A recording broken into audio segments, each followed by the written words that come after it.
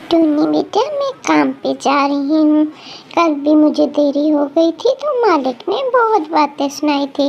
तुम अपना और घर का ख्याल रखना और ज़्यादा बाहर मत खेलना। यहाँ पे बहुत खतरनाक पंछी और जानवर होते हैं, बच्चों को पकड़ लेते हैं, इसलिए तुम घर के अंदर जाके खेलो और परेशान मत होना। अगर मुझे आने में देरी हो जाए तो खाना खा के सो जाना, मैं फिर आ जाऊँगी। प्यारे दोस्तों, ये है टुनटुनी चिड़िया और उसकी बेटी टूनी चिड़िया, जो दोनों एक जंगल में रहा करती थी। टुनटुनी सारा दिन काम पे रहती थी। ऐसे उनकी जिंदगी हंसी बसी गुजर रही थी। दोनों माँ बेटी अपनी जिंदगी में बहुत खुश थी, बहुत खुशी खुशी रहा करती थी। उनका घोंसला भी बहुत प्यारी जगह पर था, जहाँ उन्हें किसी चीज़ की कमी नहीं थी। माँ, आप रोज़ाना सुबह मुझे छोड़ के चली जाती हैं। मुझे आपकी बहुत फिक्र रहती है सारा दिन कि आप पता नहीं वहाँ किस हाल में होंगी। आप मुझे भी अपने साथ ले जाया करो, मैं भी आपका काम में हाथ बटाऊंगी। अरे नहीं बेटा, बाहर बहुत गर्मी है।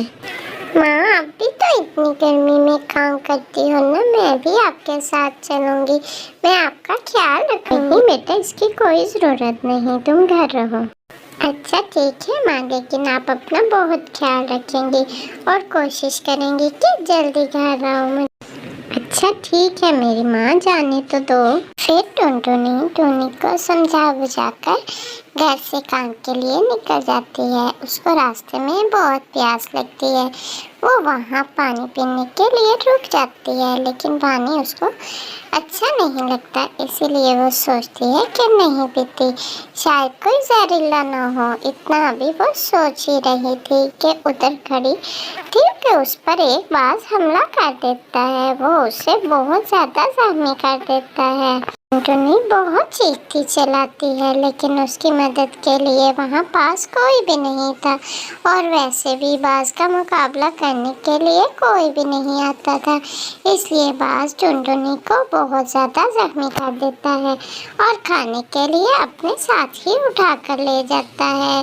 और टुन्नी घर में बहुत परेशान थी, वो अकेली थी। टाइम बहुत ज़्यादा हो चुका था, लेकिन उसकी माँ अभी घर वापस नहीं आई थी। ना जाने माँ आज कहाँ रह गई है, मुझे माँ की बहुत फिक्र हो रही है। वो अभी तक तो घर आ जाती थी, आज अभी तक वो क्यों नहीं आई? आखिर उन्हें क्या हो गया है? माँ, आप कहाँ हो? जल्दी से घर आ जाओ, मुझे बहुत परेशानी हो रही है। टुन्नी का दिल भी जान चुका था कि उसकी माँ किसी खतरे में है, इसीलिए वो बहुत परेशान बैठी रो रही थी कि आखिर माँ अभी तक घर क्यों नहीं आई।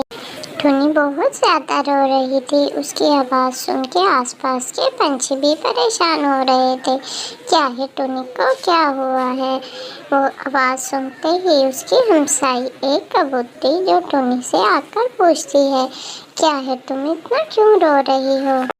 फिर वो उस कबूतरी को बताती है कि मेरी माँ न जाने क्यों आज इतनी लेट हो गई और मेरा दिल बहुत घबरा रहा है कि शायद वो किसी परेशानी में है, इसीलिए मैं रो रही हूँ।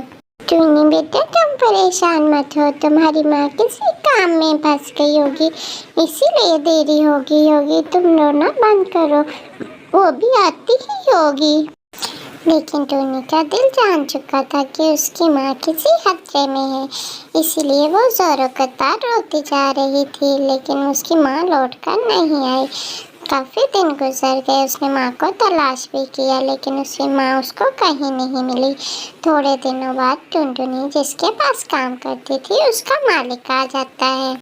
अरे तुम्हारी माँ ने मुझसे बहुत कर्जा ले रखा है, जिसके बदले मैं तुम्हारे घोंसले पे भी कब्जा कर लूँगा और तुम्हें भी कुछ अर्सा मेरे पास काम करना होगा, फिर ही तुम्हारी माँ का कर्जा उतरेगा। इसलिए तुम चलो मेरे साथ और मेरे घर के काम करना, और मेरी बेटी को एक गार्ड की ज़रूरत है, जो कि उसके लिए तुम गार्ड बनोगी। इसीलिए तुम अपना बोरिया बिस्तर बांधो और मेरे साथ चलो। टोनी बेचारी क्या करती, वो भी अपनी माँ के लिए पहले ही बहुत परेशान थी, इसीलिए मजबूर होकर कालू सेठ के साथ चल पड़ती है। टोनी कालू के घर आ जाती है। वो बहुत डरी और सहमी हुई थी। फिर कालू और सुंदरी उसको काम बताते हैं कि तुमने हर वक्त हमारी बेटी के साथ रहना है और उसकी हिफाजत करनी है।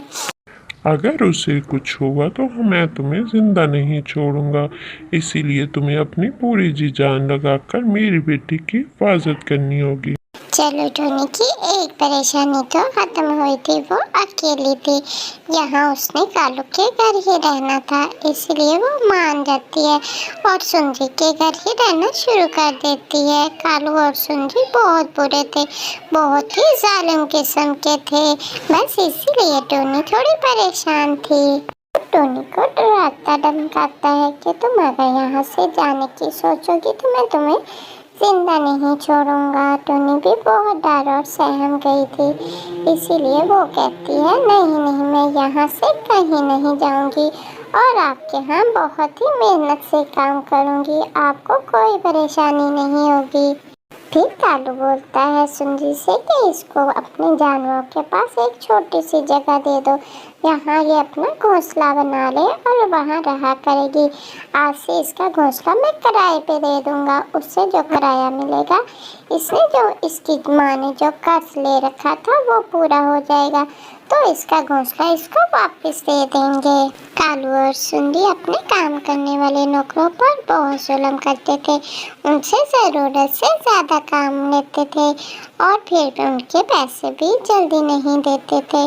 और टुनटुनी ने भी इनसे कोई कर्जा नहीं ले रखा था, इन्होंने तो टोनी पर बस जबरदस्ती कब्जा कर रखा था। ऐसे हैं आप प्यारे प्यारे दोस्तों, मुझे आपसे एक सवाल पूछना है जिसका आप कमेंट में जल्दी से जवाब देंगे और बताएंगे कि मेरे सवाल का क्या आंसर है। तो जल्दी से बताइए कि ये क्रोकोडाइल कितने हैं।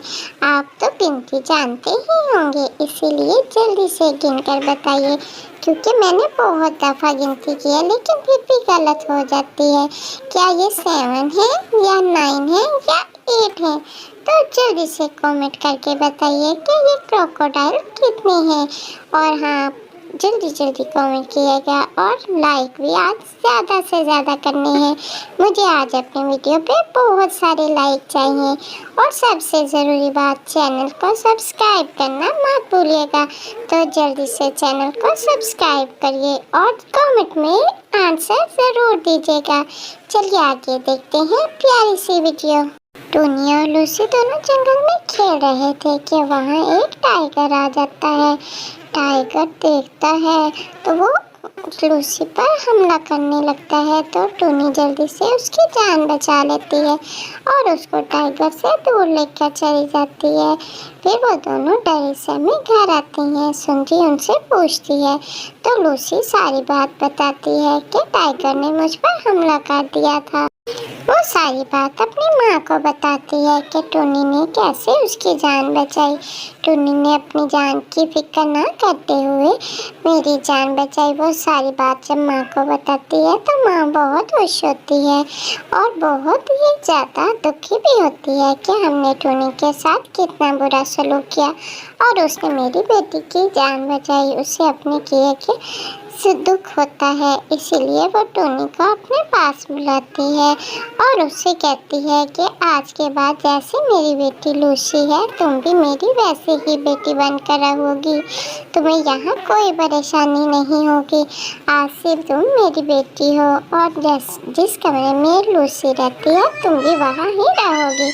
तुम दोनों मिलकर रहा करोगी। आज से मैं तुम्हारी भी माँ हूँ और तुम्हें फिक्र और परेशानी की कोई बात करने की ज़रूरत नहीं। से मैं तुम्हारा पूरा ख्याल रखूँगी। बस तुमने हमेशा मेरी बेटी के साथ रहना है और उसका ख्याल रखना है, उसको कभी कुछ मत होने देना और मैं तुम्हारा पूरा ख्याल रखूँगी।